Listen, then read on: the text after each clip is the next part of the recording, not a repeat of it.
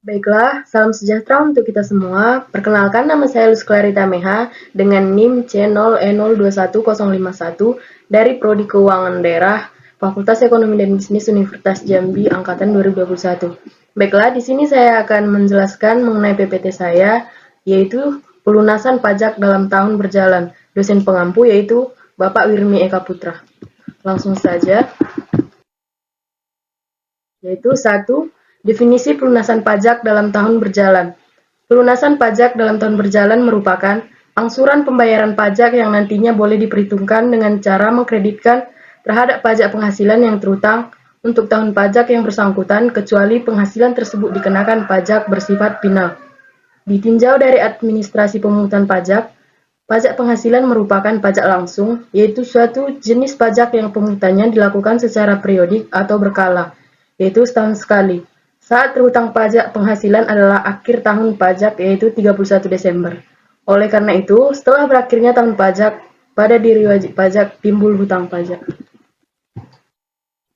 Sistem pemungutan pajak secara periodik setahun sekali ini mengandung kelemahan, baik bagi pemerintah sebagai pihak yang berkepentingan terhadap tersedianya dana untuk pelaksanaan tugas pemerintah, juga bagi diri wajib pajak yang merasa keberatan bila hutang pajaknya harus dibayar sekaligus setelah berakhirnya tahun pajak.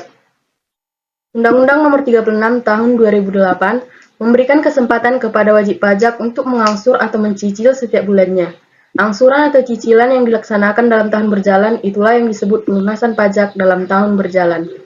Sesuai dengan uraian di atas, maka sifat pelunasan pajak dalam tahun berjalan adalah merupakan pembayaran pendahuluan atau disebut pula dengan pembayaran di muka atau kredit pajak. Karena sifatnya yang merupakan pemungutan angsuran itulah, maka dapat dikreditkan sewaktu menghitung besarnya pajak terhutang setiap akhir tahun.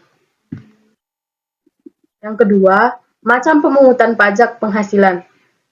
Adapun jenis-jenis pembayaran yang termasuk dalam pelunasan pajak dalam tahun berjalan adalah 1. PPh pasal 21, yaitu pemotongan PPh atas gaji, upah, honorarium, dan imbalan lainnya berkenaan dengan hubungan kerja.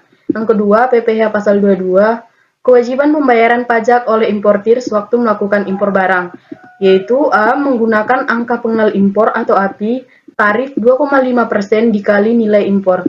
B. Tanpa API, tarif 7,5% dikali nilai impor, yaitu pemotongan oleh bendaharawan termasuk bendaharawan pemerintah daerah atas pembayaran kepada rekanan atau dengan kata lain, pembelian yang dibiayai oleh APBN, yaitu tarif 1,5% dikali harga pembelian. Pajak penghasilan oleh Pertamina, Bulog, industri rokok, industri baja, dan industri terigu, atau dengan kata lain penjualan atas hasil produksi, yaitu 0% tarif pajak dikali DPP PPN.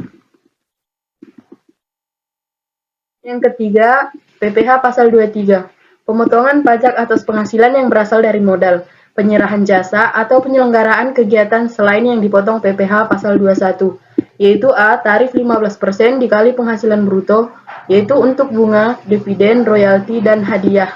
B. Tarif 15% dikali penghasilan neto, yaitu untuk sewa dan penghasilan atas penggunaan harta, imbalan sehubungan dengan jasa yang diberikan tersebut. Yang keempat, PPh pasal 24. Pembayaran pajak atas penghasilan di luar negeri, atas penghasilan yang diterima atau diperoleh atas usaha di luar negeri, yang dapat dikreditkan atau dikurangkan terhadap pajak yang terhutang di dalam negeri, atau yaitu dengan kata lain menghindari pajak berganda. Yang kelima, PPh pasal 25, yaitu untuk mengatur tentang pembayaran bulanan yang harus dilakukan sendiri oleh wajib pajak dalam tahun berjalan. Yang keenam, PPh pasal 26, pajak penghasilan untuk wajib pajak luar negeri atas penghasilan berupa dividen, bunga, royalti, bunga simpanan, dan lain-lain yang diterima. Adapun tarifnya yaitu 20% dikali penghasilan bruto. Pemotongan pajak atas penghasilan kantor pusat dari usaha atau kegiatan, penjualan barang atau pemberian jasa di Indonesia yang sejenisnya dengan dijalankan atau dilakukan oleh untuk usaha tetap di Indonesia.